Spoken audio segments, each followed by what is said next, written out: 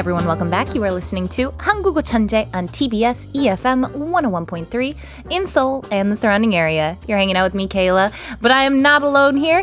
I am with the man who was just wrinkling his nose and shaking his head here at the chanbap story we just did. Hello, Chef Matt. Hi, Kayla. All right, you have thoughts. I'm going to let you just take the mic for a minute about the chanbap here. What are your thoughts? I mean, not much, just the Lost Angel, 100% correct. Cold rice does make the best fried rice. Really? For the reasons that you were talking about how the starches, how they stiffen and how they become a lot more firm. So what's happening is just that when you're frying it, all those rice grains, they stay separate and they don't kind of mush together. And that's how you get that really fluffy fried rice instead of like the really dense, sticky fried rice. Look at the Lost Angel here sending tips our way. Thank you very much. I could see your face. I could actually feel your expression of boring holes in the side of my head here. Not a fan of chanbap over there. No, I didn't realize that there were so many. And this is kind of bizarre. I mean, it's just like, to me, cold rice is like stale bread. I mean, why is anyone a fan of any of this? Like, this is not the way it's supposed to be eaten. I wish you guys could have seen Matt. He was just like, I don't understand. It was a very visceral reaction, too. I mean, it's just, again, you know what? Far be it from me to yuck anyone's yum. It just took me completely by surprise because this is literally the first time I've heard of anyone really enjoying cold chanbap. rice. Well, then to just wrap up the chanbap thing, I do have a question. Yo. Do you enjoy eating those samgak-kimbap or like the regular kimbap rolls from the 편의점? Yes, but I think that they're different from like full-on refrigerated rice, which gets very almost chalky, right? It's true. I think they either add something to the rice or they just cool it down basically far enough so that it's still safe to eat and hold at that temperature, but it's not getting hard. Right. Okay, so there's a difference here. It really here. straddles the line, I think. But most of the time, actually, I do pop this 삼각김밥 into the microwave for just a few minutes, depending on the filling. If it's like a Interesting. 참치마요, Yeah. then no warm mayonnaise Disgusting. tuna. Gross. However, if it's like a 떡갈비, then yeah, you got to pop it in the microwave. I had the weirdest one the other day. It was lobster risotto. Very interesting, everyone. Look, fancy girl over Fancy here. girl at the 편의점. But you guys, I hope you had the most spectacular Chuseok. It was the Chuseok weekend, as you guys know. Matt, did you have a good one? I had a fantastic Chuseok weekend. Yeah. Spent it with my family, spent it with my wife's family, and then a few days of spending it just completely alone with my wife, just not doing anything at all. It was the best of all worlds. The dream vacation weekend. Little family, little alone time, lots of food. Sure. Did you get any of the foods that we talked about on the show last week? All of the foods we talked about. Yeah. No, we our family, we do a fairly traditional, actually no, completely traditional Chuseok. You know, there's nothing on the table that's not meant to be there. And then with my wife's family, we went out for the weekend, so we were grilling and barbecuing all weekend. So really, gosh, that sounds ate delicious. like a king. Yourself, how was your weekend? Mine, I worked, but I spent it with all of our genies. They all came on and chatted. We had some phone calls. It was such a great time talking with you all. We're hoping to make that a common segment in the future for you guys to spend some more time with me. But I feel like for anyone who wasn't here for the Chuseok special or maybe didn't have the chance to spend Chuseok with us, should we give them a quick review of just some of the foods they might have heard about during that past, goodness gracious, 2 weeks that we've been talking about it? Sure, yeah, we broke into 2 weeks because there are just that many great dishes. We talked about japchae, which are these stir-fried glass noodles with vegetables and meat. You have 식혜, which is a very sweet fermented rice punch. 갈비찜, which is that crowd pleaser. It's the braised short ribs. They're braised in a 간장-based sauce. And then we also talked about 송편 as well. It's a type of duck. It usually has a sweet sesame filling, but sometimes it can be sweetened bean, it can be red bean, all across the board. They even have a pumpkin filling in Gangwon-do as well. And then we also talked about one more, but I don't remember it, so we're going to move on quickly and smoothly. I'm pretty sure we talked about chun as well. Chun, yes, was the other one we thank talked you. about. Kayla with the save. Here with the save, got you. But yeah, we covered a bunch of things. And so now what I want to do is I always like to test our listeners here. We've got all these foods that we enjoyed for the Chuseok holiday, but of course we can't usually finish them all off. There's always some leftovers here. So I have a little kind of, I want to say, leftover quiz-related thing Sure, here. let's We're going do to be it. talking about some calories. So let's listen to our first quiz. 다음 추석 음식 중 칼로리가 가장 높은 음식을 고르시오. 1번 전, 2번 한과, 3번 잡채, 4번 갈비찜. All right, so everyone, this is your job. You need to send me your answers here. From the 4 options we have, which of them has the highest calories? I'll even give you a hint here. The amount we're serving is about 100 grams. Sure. We'll say 100 grams across the board for everything. So which one do you think has the highest calories? The first one we offered here was the one I just mentioned, 전. That was our kind of like, I want to say little deep fried pancakes kind of thing. Yeah, Well, fritters, fritters. pancakes. Depending what you're making. Right. You know, they're griddled in oil in a pan. Yeah, so that was our number 1. What's number 2? Number 2, we have Hangwa. Hangwa. It's a type of traditional Korean cookie or cake, and it's also cooked in oil as well, very sweet and often eaten at the end of a traditional meal, and you'll often see it at a Chuseok table as well. And then number 3 we got Oh, number 3 is the japchae. I love japchae. We talked about that last week. Yes. It was those glass noodles, but it's not very saucy. No. It's kind of more just like lots of vegetables in it as well. And then we had number 4, which is the star of the show. What is it? we have 갈비찜. Galbichim, which again are the braised short ribs. All right, so you guys, we'll give you a little minute here to figure out which one you think has the highest calories amongst these 4. But, here we are at the end of a holiday season, and I feel like just like we do in the States, just like you do anywhere, we're left with a ton of food, and you're not really sure what to do with it. Right. And I feel like in Korea it's different because I know how I spend my Thanksgiving meals, and I usually smush it all in a sandwich. But I don't think I've ever seen entire Chuseok meals smushed in a sandwich. No, although that would be delicious. Right? I might have to try it. We have just like a very small amount of Chuseok leftovers left. I might have to go ahead and try that. But yeah, I think when it comes to the holidays, like you said, always food leftover. And it's good to not only know how to kind of store these leftovers, Yeah. but also how to reheat them. Or maybe you can even do something else with them as well. Exactly. I feel like there's a lot of different ways to kind of handle them, but it's particular to each thing. So I feel like let's just kind of hop into the first one here. We're talking about the chun, those little fritters here. I told you 2 weeks ago, my favorite style is kind of more of the potato pancake-esque Sure, ones rather sure. than the deep fried vegetables and things. I like it when it's all made in this nice little pancake. I usually like some, oysters in there as well, whatever goes in. But what on earth can you do with like a deep fried pancake? Well, I think for that style of chun, so like the pancake style chun, especially the one you described, like the 감자전, Yeah. this first method will probably be your best bet, and that's to cook it in a pan. But this is the key: no oil, and you start it from cold. And you put it on low heat. And what you're doing is you're cooking it very, very slowly. So you're crisping up the outside and you're also getting the inside time to heat up as well. If you start it on cold heat, in a hot pan, then the outside's going to burn before the inside gets a chance to get hot again. Yeah. And then if you do an oil, it's already been cooked in oil once, so it's just going to get a little bit too greasy. Yeah. Here's a pro tip. This is also the best way to reheat pizza. No way. Absolutely. This is, I think a lot of chefs will agree with me on this one.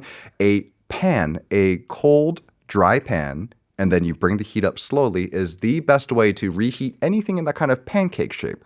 Again, we're trying to do 2 things. Crisp up the outside while also not burning it before the inside gets warm. I mean, everything you say makes like absolute sense, Yeah. common sense here. So you're just telling me abandon the microwave and go straight for the frying pan. Because you'll never get that crispiness in It's the true. microwave. It's You'll just kind of steam it. Yeah. And especially when it comes to like the pancake style ones, yeah, it'll get kind of rubbery and not very good. Yeah, no, don't really want to eat that. Right. So we've got, well, at least my preferred style of chun has been taken over here. What are you said that you really like those kind of little ones. The often we have different like eggplants or squashes Sure. or potatoes, things like that. That will be deep fried. What do you do with those then? So these are a little bit trickier just because they tend to be less even. They're not like a flat pancake. Yeah. So just because you get a lot of different shapes, you'll get ones that are round. So pan might not necessarily be the best one for this. So for this one, I would go with either an oven or an air fryer. And The air fryers. the air fryer is actually, I've always said, the best use for an air fryer is reheating leftovers. It is the best use for an air fryer. Oh my gosh, that I have heard at least from 5 friends that one of their best purchases was an air fryer. Right. Because they use it so much for things like this, reheating things. And so because it's a little more delicate, you'd say this would be the best option for those. Right. And I would say that even if you don't cook at home, if you're in a situation, say you're living in a one room and you don't have a kitchen, or you're living in a dorm, I'd say having an air fryer is still good, is a better thing to have around than I might even say a microwave. If you're going to have just one thing only. I went 2 years without a microwave. I lived without a microwave for 2 years. You don't need it. No, It's there you fine go. without it. So, and I didn't have an air fryer. I was literally living. You're picturing me like with a campfire, just like on pot outside. I'm just kind of doing it Lord of the Rings style. No, I just had a frying pan and that was it, and that's more than enough. But I'm also wondering, can you at all? Usually for me, my biggest solution is just throw it all in a stew. Right. Can you jjigae any of this as well? And this is what a lot of people do. And so this is actually something that I just learned recently. It's something that my wife's family does. We've never done it growing up, but they'll do almost like a 매운탕 sort of jjigae. So 매운탕, it's like, as the name implies, it's a spicy soup, and it's usually a seafood or specifically a fish-based spicy soup, kind of similar to like a French bouillon base. And then with this one though, because you use like especially the 생선전, so it's usually like 동태, 명태, or like daegu. yeah. And then, so you'll basically cook it all in this kind of like spicy broth. Oh, that sounds so good, you guys. I could definitely go for that right now. And you know what? There is a precedent for this. Have you ever had the dish 신선로 before? No, I've not. So this again, it's kind of like a royal palace dish. It's a type of a fancy hot pot. It's cooked in a very specific kind of cauldron, right? It's this like kind of brass donut. And the fires in the center of the donut kind of comes up like volcano. And you put all these different things around this donut and you fill it up with broth. And one of the main components to a 신선로 are chun.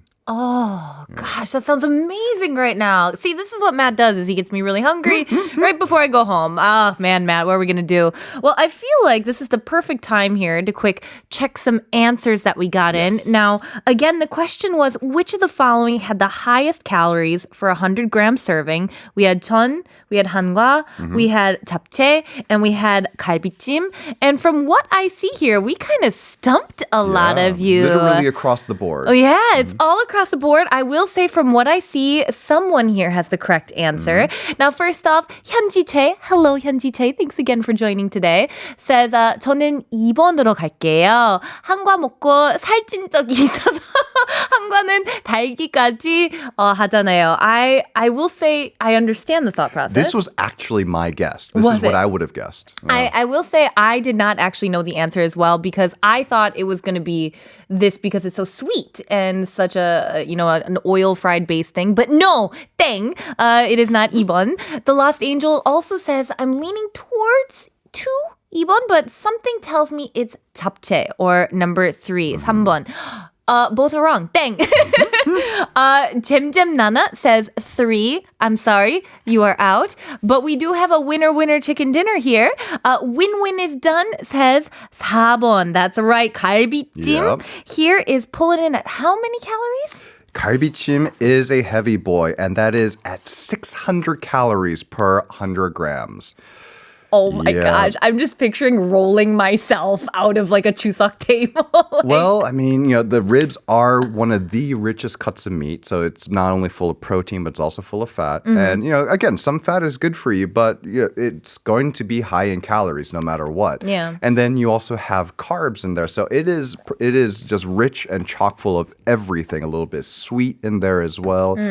Yeah, I mean, 갈비찜 is... That's why it's so good. That's why it's the star of the show. You just got, you know what? If you eat it deliciously, then you don't eat it deliciously. Eat it deliciously. 맛있게 먹으면 빵칼로리라고 하려고 wow. 했는데 I don't know how to say English anymore. You eat it deliciously. I think the word is enjoy. You enjoy the food would be proper English. Thank you, Matt. But, you know, we have so many other foods that are left over. My personal favorite is the 송편. Right. Because it's this little bit of chew. I absolutely love. I'm not a fan of 떡, but I do love the kind of 식감 of Right. 송편. And I will say that the sweetness to it is also what draws me. But it's kind of a set thing. I'm not really sure how you can repurpose that in any way. I know, yeah, so it's a tough one to repurpose. So I think for this one, you're really just going to kind of eat it on its own again. And for this one, what's happening when the 송편 goes a day or two is that it gets stale. Actually, exactly the same thing that's happening to cold rice. And so, you know, kind of like when you make fried rice, it gets fluffy again. You're adding a little bit of heat. A lot of people are thinking when rice or bread goes stale, it's going dry. It's actually not. It's the water is actually the issue. So what's happening is just that the water is forming a kind of crystal with the starch, and it creates this hard crust on it. And by heating again, you release the water in that crystal, and that's what makes it soft. So some people will think, oh, you want to steam it to get it, And yes, that would work, but actually you'll end up a little bit too soggy. Okay. Because all the water is still in there. Yeah. You're just adding more water to it. Yeah. What you want to do is instead lightly microwave. You don't want a hot 송편. Maybe microwave it for 3-5 seconds at a time. Yeah. Just again to just kind of loosen it up. Okay, and then that'll get that kind of hard little touch to it to disappear. That'll get it disappear. Assuming that you've kept it in like a container with a lid on it, then that moisture should have gone nowhere. It should stay right there in the 송편. You just need to add just a touch of heat to release it. No, everyone make sure you store your 송편 properly as well. That seems to be a key thing. And what about our rich winner there, the 갈비찜? What would you do with that? Well, so I question why you have leftover 갈비찜 to begin with. Oh yeah, no, that's already a problem right there. But yeah, actually, so in our family, we always make more than what's necessary. Same thing we do for Thanksgiving. We always make more stuffing than is necessary because that's one of the best things to have left over. But with leftover 갈비찜, you could, of course, just heat it up and eat it with rice, 3 o'clock in the morning, standing in front of the refrigerator. But if you want to do something different with it, one thing that we do in our family is that we make 갈비찜 만두. Oh my gosh, that sounds so good. They are so good. And again, it's kind of like one of those like holiday treats, right? So we look forward to it after each holiday. We just take, store-bought mandupi, like the dumpling wrappers. We just shred up the meat, chop up some of the vegetables, add a little bit of that broth because that broth kind of jellifies, right? And then you add it all into a little mandu, wrap it up, and then you cook it in a pan.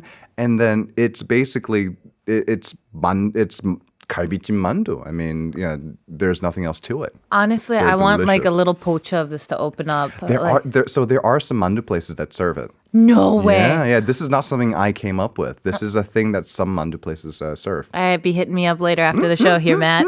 Well, I mean, before we go here, because I feel like the one thing that everybody's kind of curious is what's the damage done post Chuseok here? What are we looking at when it comes to all these foods that we just enjoyed? And mind you, never regret eating some good food, ever. That's one of the greatest joys in life here. But just if you're wanting to keep in mind like what you've kind of inhaled during that weekend, what are they looking at? Is it a pretty bad terms of what we did to the body there? Yeah, oh, it can boy. get pretty bad. I think like any holiday food, I think it should all be eaten in moderation. Yeah. Or you could also save yourself the guilt and just go nuts once or twice a year. And trust me, there's no harm in doing that. Yeah.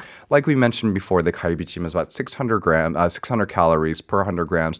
Yeah, that sounds like a lot, but really, at the end of the day, when you consider the fact that we're eating anywhere between 2,000 to 2,400 calories a day, Yeah. you're probably not going to go too far beyond that as long as you're not eating 4 or 5 times more than you're normally eating. Yeah, exactly. If you're just, I think everything is about moderation, just in terms of portion size. So whether or not you control the portion there during the holiday or whether you just want to go big or go home and then just in, the rest of the year be a little bit more moderate, it's up to you on how you handle it. I'm more of the type that goes big or goes home. Same. I am completely with you. And you know what? If you're really feeling guilty, hop in there and do the dishes. Great way to burn some calories. There you go. Matt kind of solves all the problems here. I feel like this always happens to us every single time that we do it. If you could give them one piece of advice before we go here, what would it be in terms of choosing how to pick your worst Chuseok weakness here? What would it be if you could pick one thing? Okay, I looked at it this way. Basically, 식혜 and alcohol have roughly around the same amount of calories per volume. Choose one. I know which one I'm choosing. I love it. Well, with that words of wisdom here from Chef Matt, I have to give a big thank you again for always teaching us on how to deal with our leftovers. Thanks again. Always a pleasure.